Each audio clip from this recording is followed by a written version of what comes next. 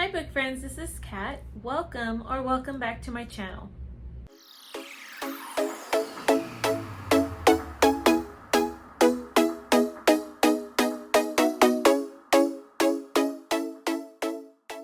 So today I have a stack of books. This is not all of them, but I have these books in physical form and others in audio form. But I am wanting to do a mid-month wrap-up because I don't want to have all these list of books at the end of the month because I feel like I'm going to forget a lot of the reviews. So this is going to be hopefully a short video. For my mid-month wrap-up, I'm going to go ahead and give you some of the statistics and then jump into my first book. But I did read a total of 5 books. I finished one book today, and currently today is Saturday, June the 13th. So not really quite halfway through the month, but I just wanted to get this video up. So for these 5 books, I had 1 3-star, 1 3.5 star, 2 4 stars, and 1 4.5 star. So a pretty high reading month so far. I'm gonna go ahead and start with my 3-star read, and so I have that here. So The Record Keeper by Charles Martin is the last book in his A Murphy Shepherd series. And the series, you follow this guy who goes by the name Murphy Shepherd, and he is a rescuer of people who are being human trafficked, specifically young women, but it's not just young women, but that's kind of what you see a lot in the first book. And so he, rescues these women and helps them essentially know their worth, especially through their worth in God, and helps them on their path to recovery.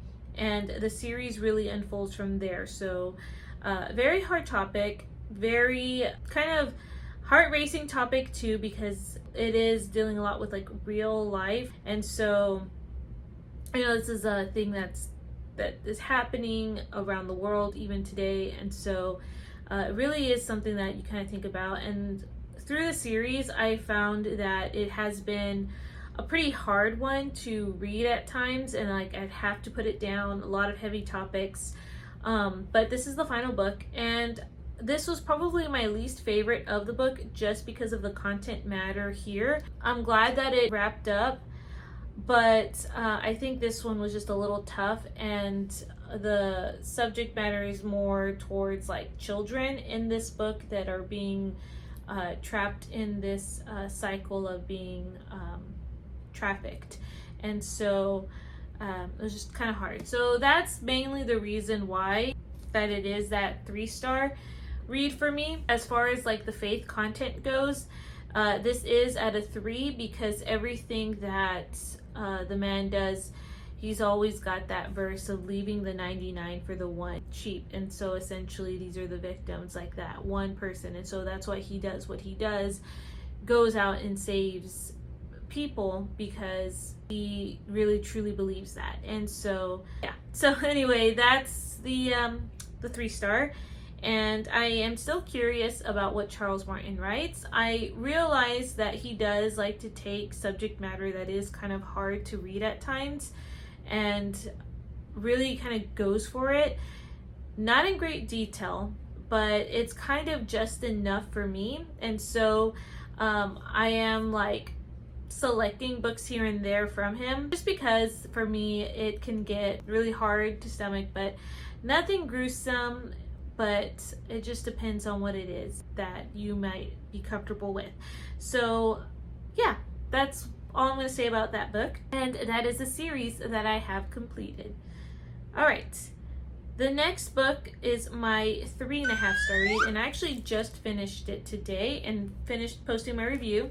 But that is Submerged by Dani Petry. This is my first Danny Petrie book, and I have been wanting to read this for a while. Probably when I first started my channel, this was on my TBR, but I'm glad I got into it. I've read the short novella that technically is like before this, so it's like the parents to the kids in this book. This is the first book in her Alaskan Courage series, and you follow this family. And the first book, you follow the brother named Cole, and he is a search and rescue diver, or a dive rescuer, I think is what they're called, and he uncovers this crime scene. They don't realize it at first. They just see it as a plane crash, but they realize that it was actually a crime scene, and he is trying to solve this mystery. And around this time, you have another perspective, which the lady's name is Bailey, and this is like an old lover, like a high school friend, but his old lover comes, and she is essentially a professor of Russian studies, but she's burying her aunt because her aunt had passed, and they are kind of working together because they uncover this mystery. And so you follow him and, you know, this girl. This book I felt like was a lot more of that world building, so kind of getting the feel for the small town. You meet all his siblings. I think there's a total of 5, and so you kind of get a feel of the family, the dynamic, and then like the past history with him and Bailey and the town. And those parts I felt like were a little slow, like the ones about the small town and all these little extra things, but I did enjoy learning about the family. I like a good sibling book, and they seem to have a really good sibling dynamic. I really enjoyed the Russian part of the story because it does talk about Russian history and Alaska, and yeah, so I did enjoy the mystery aspect. I hear the second book is a lot better. As I'm, learning a lot about the family and the dynamics, I find that I am more drawn to other sibling stories than others. And I believe the second book, I'm still gonna try it, but I believe the second book is actually the youngest sibling story, and she wasn't really a favorite in this book, but I'm still curious. I can't wait for others, like I said, their stories, specifically like Kaden. Like, I do like her character. I'm curious about Reef and Gage's story. And so really it's just this one sibling, the youngest, Piper, where I'm not like as invested. I'm giving it a try. I am very curious where this story is going to take off. And yeah, so good read, good mystery. Had some elements where I didn't see coming, especially, it didn't go into detail, but some of the parts where they find the missing bodies and how it was a little described just caught me off guard. So that one also rated a 2-star for the Christian fiction rating system that I have going. And even though faith is built in there, it wasn't like super like in the plot. You go through the 2 couple in there and like what they've been through and like how God has helped them. So I felt like a 2 was a good rating for that. All right, my 4-star read is an audiobook that I listened to, and that is Messy Beautiful Love by Darlene Shot, I guess, Shate. I don't really know how to pronounce it, but the picture's right there.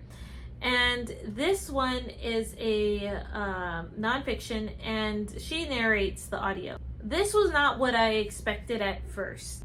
I think I came into this really not knowing a lot about the book, except that it was going to talk about marriage and the love between spouses, and maybe like a little bit of wisdom of, that love can be messy.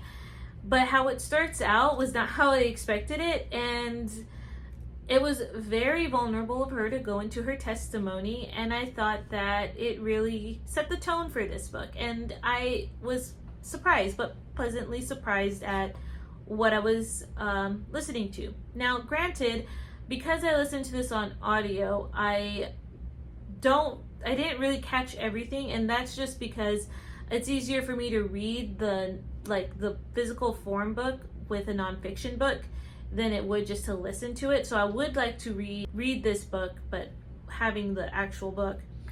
But essentially, she goes through scripture, and like each chapter, she has a story, advice, and a challenge she gives to the reader. And it was a great reminder because she does have a section where she goes through 1 Corinthians 13, the love chapter, and like love is patient, love is kind, and like she has a story for love being patient and love being kind, and like what that actually, you know, looks like, and just a challenge, like, you know, like praying for your husband or respond in this way. Kind of reminds me of the Love Dare from Fireproof, if you've seen that movie. How the man gets the book with like the love dare in it, and like each day he's supposed to do something, but also like he has the scripture, and so that's what it kind of reminded me of. And I did enjoy the things that I did here. I would recommend that too.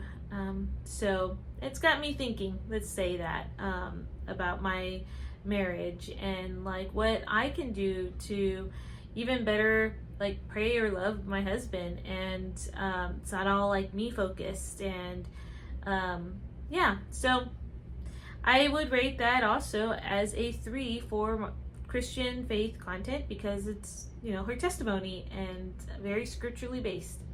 My other 4-star read is The Hobbit by J.R.R. Tolkien. And last time I read The Hobbit, it was in middle school. I just remembered not really enjoying it. I just remembered a little bit of it because of the riddle part. That was like the only thing I could remember.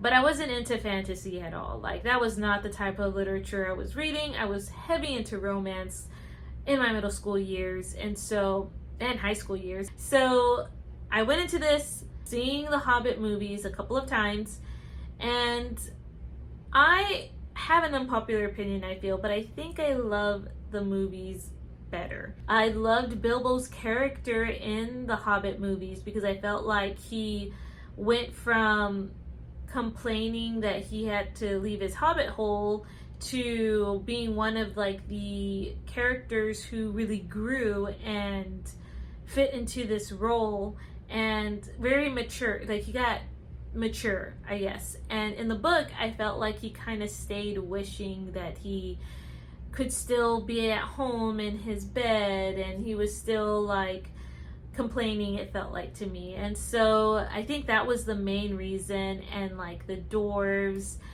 in the movie seemed stronger and seemed more, I don't know, resilient, and in the book they seemed more scared. Plus, I like the love triangle between Keely, Legolas, and Terrell in the movie, and you know, you don't see Legolas in the book at all, and he was one of my favorite characters. So I'm sorry if you guys adore The Hobbit and didn't like the movies, but I did enjoy my time listening to the book. We listened to this with Andy Serkis, who is the voice of Gollum, and so that was pretty cool with him doing all the different voices. So I'm still glad I listened to it. Still 4 stars, and we are currently now listening to the Fellowship of the Ring with Andy Serkis, and so I'm enjoying my time there as well. All right, the last book I'm going to talk about is my 4.5-star read, and that is The Peasant King by Tessa F. Shar. I'm so glad that I finally got to read this book, and this is basically a sequel to The Hidden Prince. It doesn't say it on Goodreads, but you follow the daughter to the couple in that first book, so I feel like it's a sequel. But essentially, this book is all about a young girl who is saving her mother because she is kidnapped, and the story kind of ensues from there about her journey to find her mother and bring her mother back from captivity. And yeah, I enjoyed it. This woman struggles with a fear, and I love how the faith content in this book really focused on God still being in the midst of it, even when you feel like he is not there, or you should be further in your healing process, or when things don't go away. It's just a beautiful picture and reminder that, you know, God's still in the midst of this. He still has you, and you don't have to be ashamed of where you are. You know, you don't have to put yourself down because he doesn't see you down, if that makes sense. And I don't know, I just thought it was beautiful. There was a picture that I did post on my Instagram, on my story, about a section that really spoke to me, and I got a little misty over that, because as a person who has struggled with fear before, and like feeling that I had prayed it out, I had faith, I had, you know, my husband, you know, pray with me, people who've prayed with me, and then whenever I've had fallen, I've beat myself up and found myself in this spiral again and again and again, and I always was struggling because I felt like, shouldn't I be over this now? And I think what happens is you get stuck in that spiral, and it just drags you down more and more, and you feel less victorious. And so when I read a certain section in here, it helped me see that my healing is ongoing, and I am not where I was back in 2020. I'm just using that year as an example. I'm not in that place anymore. If I looked back and seen what I've written in my journals, what I've prayed and agonized over, I'm actually been further along than I thought. And so we get so caught up in, I guess, the end and finished product that we don't see the journey of where we came from. And so Tessa's books are just wonderful reminders. And I know the Bible reminds us, but sometimes in a fiction book, you need an extra reminder, I guess. But I just love reading Tessa's books because I feel that you can find a little bit of that reminder in these characters, and it points to scripture, so it makes you want to look through scripture. Like the story where this takes place, I had to look up where in scripture it was. But anyway, I've enjoyed my time with this, and yeah, I can't wait to read her next book that is coming out in November. So those were all my reads, and I hope you enjoyed this little wrap up. Currently, like I said, I'm reading The Lord of the Rings, The Fellowship of the Ring, which is the first one. And I'm hoping to start this book, A River Runs Through It and Other Stories by Norman Maclean. So that's going to be my next book that I want to start. I hope you have a great rest of your day, and I will catch you in another video. Bye, guys.